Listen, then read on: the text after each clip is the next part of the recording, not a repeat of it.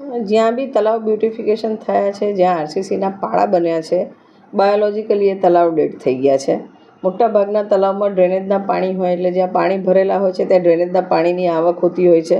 બાકી જ્યાં તળાવ ઊંડા કર્યા છે, સપોઝ છાણીની વાત કરીએ કે કુબેરેશ્વર તળાવની વાત કરીએ, તો જ્યારે એનું કામ થતું હતું ત્યારે ધ્યાન રાખવામાં આવ્યું નથી ને એના જૂના જે ઇમ્પરવિયસ લેયર હતા, ઇમ્પરવિયસ લેયર, એ બધા લેયર તૂટી ગયા છે. એટલે પાણી જે બી આવે છે જમીનમાં જતું રહે છે અને એની સંગ્રહ શક્તિ રહી નથી. હવે પાછું એનું એ ઇમ્પરવિયસ પડ બંધાય ને ત્યારે પાણી ભરાશે, ત્યાં સુધી આ હાલત તળાવની રહેશે. એટલે બ્યુટિફિકેશનના નામે આપણે તળાવોને બરબાદ કર્યા છે એ જોવાઈ રહ્યું છે. બેન, ખાસ કરીને દંડકનો વિસ્તાર છે ભાજપના સત્તાધારી પક્ષના, અને ત્યાં આગળ તળાવનું લેવલ પણ ઊંચું આવી ગયું, તેમ છતાં ગંદકી પણ દેખાઈ રહી છે, પણ કોઈ ધ્યાન નથી આપતું. શું કહેશો? તમામ તળાવની આ હાલત છે.